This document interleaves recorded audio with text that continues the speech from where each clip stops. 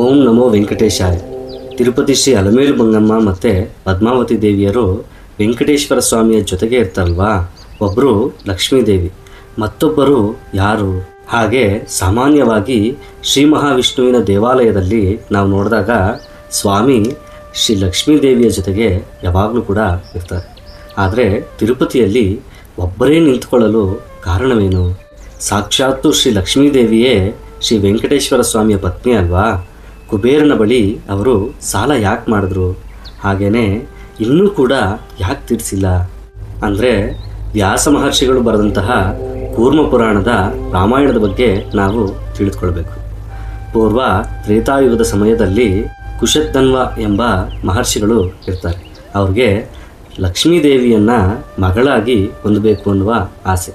ಒಂದು ಸಲ ಅವರು ವೇದಾಧ್ಯಯನ ಮಾಡುವಾಗ ಅವ್ರ ಮುಂದೆ ಊರ್ವಶಿ ಹೋಗ್ತಾರೆ. ಆ ಸೌಂದರ್ಯವನ್ನು ನೋಡಿ ಇವರಿಗೆ ಒಂದು ಕ್ಷಣ ಮನಸ್ಸು ಚಲಿಸುತ್ತೆ. ಆಗ ವೀರ್ಯಸ್ಖಲನವಾಗಿ ಒಂದು ಹೆಣ್ಣು ಮಗು ಜನಿಸುತ್ತೆ. ಅಂದರೆ ಲಕ್ಷ್ಮೀದೇವಿಯ ಅಂಶ ಭೂಮಿಯ ಮೇಲೆ ಬರ್ತಾರೆ. ವೇದಾಧ್ಯಯನ ಮಾಡುವಾಗ ಬರ್ತಾರಲ್ವ, ಹಾಗಾಗಿ ಆ ತಾಯಿಗೆ ವೇದವತಿ ಅಂತ ಹೆಸರಿಡ್ತಾರೆ. ಆ ತಾಯಿಗೆ ನಾರಾಯಣ ಅಂದರೆ ಬಹಳ ಪ್ರೀತಿ. ಯಾಕೆಂದರೆ ಸಾಕ್ಷಾತ್ತು ಲಕ್ಷ್ಮೀದೇವಿಯ ಅಂಶ ಅಲ್ವಾ. ಹಾಗಾಗಿ ನಾರಾಯಣನ ಮೇಲೆ ತಪಸ್ಸನ್ನು ಮಾಡ್ತಾ ಇರ್ತಾರೆ. ಒಂದು ದಿನ ರಾವಣಾಸುರ ಪುಷ್ಪಕ ವಿಮಾನದಲ್ಲಿ ಹೋಗುವಾಗ ವೇದವತಿಯನ್ನು ನೋಡ್ತಾರೆ. ಆ ತಾಯಿಯನ್ನು ವಶಪಡಿಸಿಕೊಳ್ಳಲು ಮುಂದಾದಾಗ ವೇದವತಿ ತನ್ನನ್ನು ತಾನು ಅಗ್ನಿಗೆ ಆಹುತಿ ಮಾಡಿಕೊಂಡು ಅಗ್ನಿಲೋಕದಲ್ಲಿ ಇರ್ತಾರೆ. ನಂತರ ರಾವಣಾಸುರ ಸೀತೆಯನ್ನು ಅಪಹರಣ ಮಾಡುವಾಗ ಅಗ್ನಿದೇವ ವೇದವತಿಯನ್ನು ಮಾನವ ರೂಪದ ಸೀತೆಯ ಜಾಗದಲ್ಲಿ ಬಿಟ್ಟು ಸೀತೆಯನ್ನು ಅಗ್ನಿಲೋಕದಲ್ಲಿ ಕರ್ಕೊಂಡೋಗಿ ಇಡ್ತಾರೆ. ಯಾಕೆ ಅಂದರೆ ಮಾನವ ರೂಪದಲ್ಲಿ ಆ ತಾಯಿ ಅಷ್ಟು ಕಷ್ಟಪಡಲು ಸಾಧ್ಯವಿಲ್ಲ ಅಲ್ವಾ. ಹಾಗಾಗಿ ವೇದವತಿಯನ್ನು ಸೀತೆಯ ಜಾಗದಲ್ಲಿ ಬಿಡ್ತಾರೆ. ನಂತರ ಲಂಕೆ, ಅಲ್ಲಿ ಪಟ್ಟಂತಹ ಕಷ್ಟಗಳು ಅವೆಲ್ಲ ಕೂಡ ನಮಗೆ ಗೊತ್ತಿರ್ತಕ್ಕಂಥದ್ದು ಅಲ್ವಾ. ಇದೆಲ್ಲ ಆದಮೇಲೆ ಸೀತೆಯ ಅಗ್ನಿ ಪ್ರವೇಶದಂದು ಅಗ್ನಿದೇವ ಸೀತೆಯನ್ನು ಕರ್ಕೊಂಡು ಬಂದು ಅಲ್ಲಿ ಬಿಡ್ತಾರೆ. ಆಗ ಸೀತೆ ಕೇಳ್ತಾರೆ ವೇದವತಿಯನ್ನು, ಇಷ್ಟೆಲ್ಲ ಸಹಾಯ ಮಾಡಿದ್ದೀಯಾ, ನನಗಾಗಿ ಇಷ್ಟೆಲ್ಲ ಕಷ್ಟಪಟ್ಟಿದ್ದೀಯಾ, ನಿನಗೆ ಏನು ಬೇಕು ಕೇಳ್ಕೊ ಅಂತ ಕೇಳ್ತಾರೆ.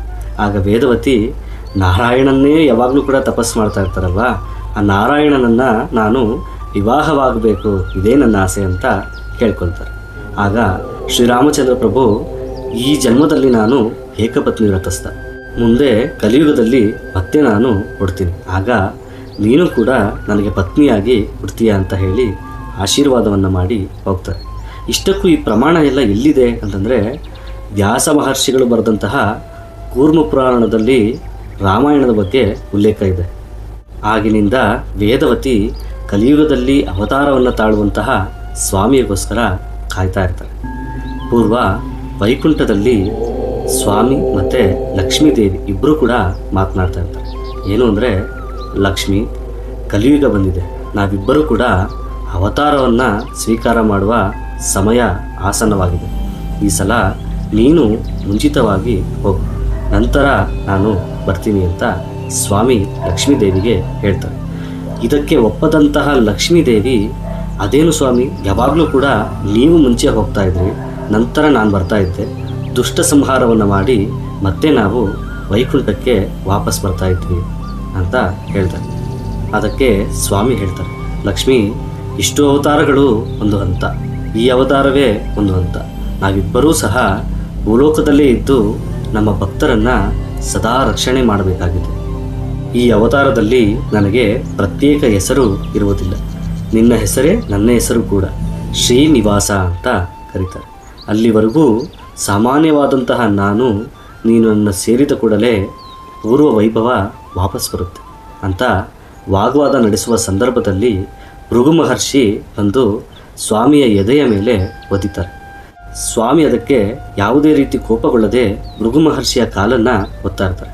ಅದನ್ನು ನೋಡಿದಂತಹ ಲಕ್ಷ್ಮೀದೇವಿ ಆಗ್ರಹಗೊಂಡು, ನಾನು ನಿವಾಸಿಸುವಂತಹ ಸ್ಥಾನ ಅದು, ಆ ಸ್ಥಾನವನ್ನು ಭೃಗು ಮಹರ್ಷಿಯ ಪಾದ ಸೊಕ್ಕಿದೆ, ಅಂದರೆ ಒದ್ರೆ ನೀವು ಅವರಲ್ಲಿ ಏನೂ ಕೂಡ ಅಂತ ಇಲ್ಲ, ಅದರಲ್ಲೂ ಅವರ ಪಾದ ಸೇವೆಯನ್ನು ಮಾಡ್ತಾ ಇದ್ದೀರಾ ಅಂತ ಹೇಳಿ ಮುನಿಸ್ಕೊಂಡು ಭೂಲೋಕಕ್ಕೆ ಹೊರಟೋಗ್ತಾರೆ.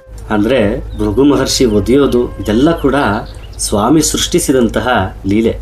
ಅಖಿಲಾಂಡ ಕೋಟಿ ಬ್ರಹ್ಮಾಂಡ ನಾಯಕನನ್ನು ಯಾರಾದರೂ ಟಚ್ ಮಾಡೋಕ್ಕಾಗುತ್ತಾ? ಆ ತಾಯಿಯನ್ನು ಭೂಲೋಕಕ್ಕೆ ಕಳಿಸೋದಕ್ಕೆ ಇದೊಂದು ಸಣ್ಣ ಲೀಲೆ ಅಷ್ಟೆ. ಹೋಗೋಕ್ಕೂ ಮುಂಚೆ ಆ ತಾಯಿ ಒಂದು ಮಾತನ್ನು ಹೇಳ್ತಾರೆ. ತಮೋಗುಣ ಪೂರಿತವಾದಂತಹ ಮಹರ್ಷಿ ಕಾಲು ನನ್ನ ಸ್ಥಾನವನ್ನು ತಾಕಿದ್ದರಿಂದ ನಾನು ಮತ್ತೆ ಶುದ್ಧ ಸತ್ವ ಸ್ವರೂಪ ಹೊಂದಿದ ಮೇಲೆ ವೈಕುಂಠಕ್ಕೆ ಬರ್ತೀನಿ ಅಂತ ಹೇಳಿ ಹೊರಟೋಗ್ತಾರೆ. ನಂತರ ಲಕ್ಷ್ಮೀದೇವಿ ಭೂಲೋಕಕ್ಕೆ ಬಂದ ಮೇಲೆ ಕೊಲ್ಹಾಪುರದಲ್ಲಿ ಕೊಲ್ಲಾಸುರನನ್ನು ಸಂಹಾರವನ್ನು ಮಾಡ್ತಾರೆ. ಕೊಲ್ಲಾಸುರ ಸಾಯುವಾಗ ಒಂದು ವರವನ್ನು ಪಡಿತಾನೆ. ತಾಯಿ, ನೀವು ಇದೇ ಕ್ಷೇತ್ರದಲ್ಲಿ ನೆಲೆಸಬೇಕು, ಹಾಗೆ ಈ ಕ್ಷೇತ್ರವನ್ನು ನನ್ನ ಹೆಸರಿನಿಂದಲೇ ಹೋಗಬೇಕು ಅಂತ ಹೇಳಿ ವರವನ್ನು ಪಡಿತಾರೆ. ಅದಕ್ಕೆ ಆಶೀರ್ವದಿಸಿದಂತಹ ತಾಯಿ ಕೊಲ್ಹಾಪುರ ಮಹಾಲಕ್ಷ್ಮಿಯಾಗಿ ಅಲ್ಲಿ ನೆಲೆಸ್ತಾರೆ. ಹಾಗೆ ವೈಕುಂಠದಲ್ಲಿ ಶ್ರೀ ಲಕ್ಷ್ಮೀದೇವಿಯೂ ಇಲ್ಲದೆ ಕಳಾವಿಹೀನವಾಗಿ ಆಗೋಗಿರುತ್ತೆ. ಹಾಗಾಗಿ ಸ್ವಾಮಿ ವೈಕುಂಠದಲ್ಲಿ ಇರೋಕ್ಕಾಗದೆ ಭೂಲೋಕಕ್ಕೆ ಬರ್ತಾರೆ. ಅಷ್ಟರಲ್ಲಿ ತ್ರೇತಾಯುಗದಿಂದ ಕಾಯ್ತಾ ಇರತಕ್ಕಂತಹ ಲಕ್ಷ್ಮೀದೇವಿಯ ಅಂಶ ವೇದವತಿ ಆಕಾಶ ರಾಜ ಎಂಬ ರಾಜನಿಗೆ ಪದ್ಮಾವತಿಯಾಗಿ ಸಿಗ್ತಾರೆ.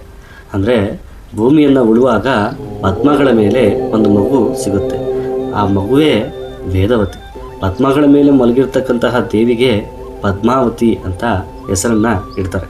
ನಂತರ ವೆಂಕಟೇಶ್ವರ ಸ್ವಾಮಿ ಪದ್ಮಾವತಿ ದೇವಿಯನ್ನು ನೋಡ್ತಾರೆ. ಅವರಿಬ್ಬರು ಕೂಡ ಪ್ರೀತಿಸ್ಕೊಳ್ತಾರೆ. ನಂತರ ವಿವಾಹವೂ ಕೂಡ ಆಗ್ತಾರೆ. ಇವೆಲ್ಲ ಕೂಡ ನಮಗೆ ಗೊತ್ತೇ ಇದೆ.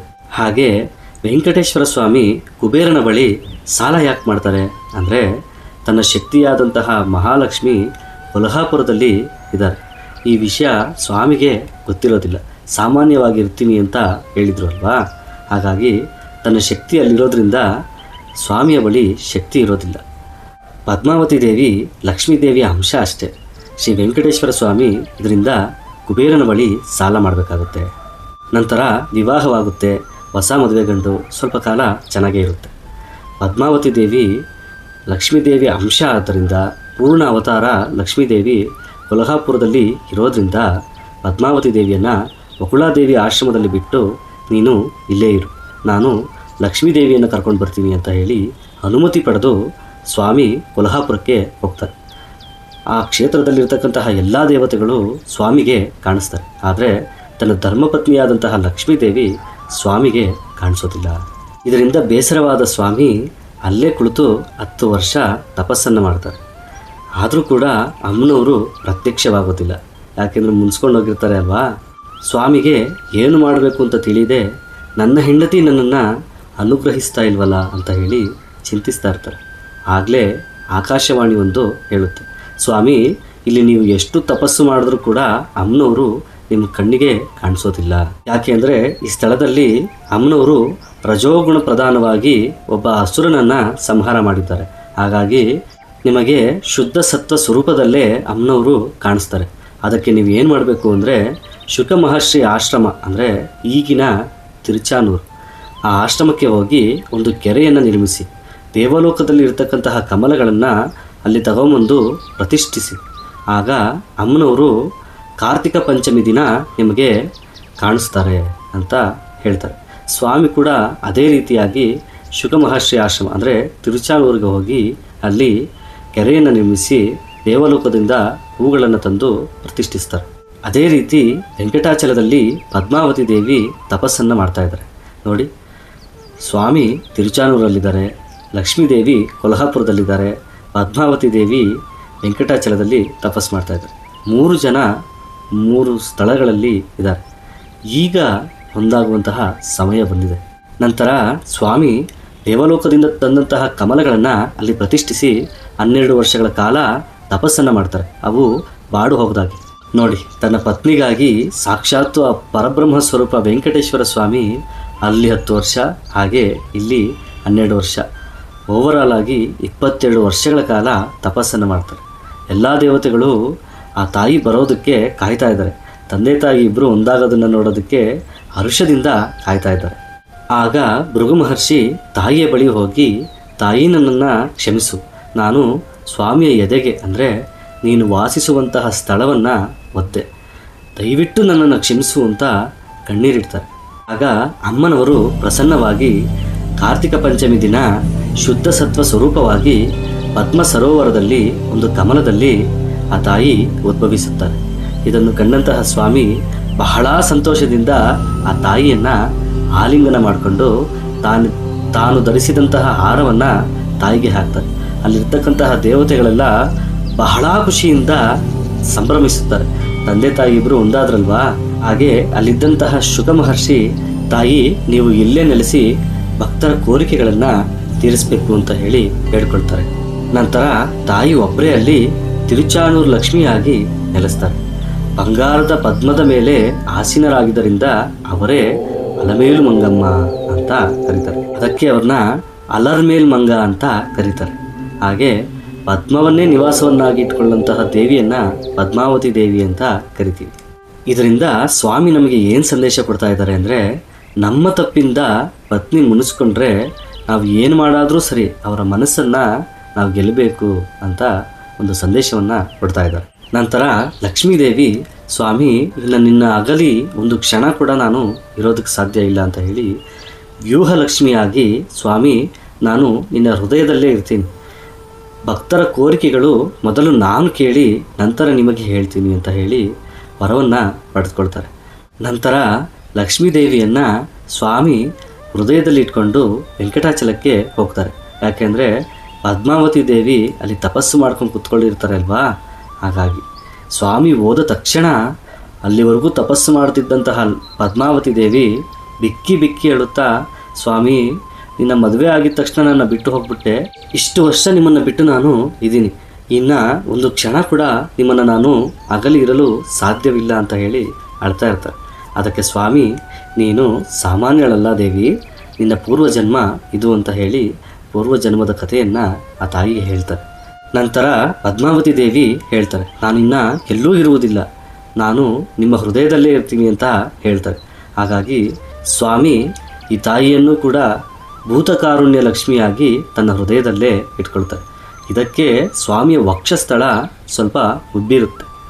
ಅದಕ್ಕೆ ನಾವು ಶ್ರೀ ಅಲಮೇಲು ಮಂಗಮ್ಮ ಪದ್ಮಾವತಿ ಸಮೇತ ಶ್ರೀ ವೆಂಕಟೇಶ್ವರ ಸ್ವಾಮಿ ಅಂತ ಕರಿತಾ ಇದ್ದೀವಿ. ಆ ಇಬ್ಬರ ಸಮೇತ ಸ್ವಾಮಿ ತನ್ನಷ್ಟಕ್ಕೆ ತಾನೇ ಪದ್ಮಪೀಠದ ಮೇಲೆ ನಿಂತಿದ್ದಾರೆ.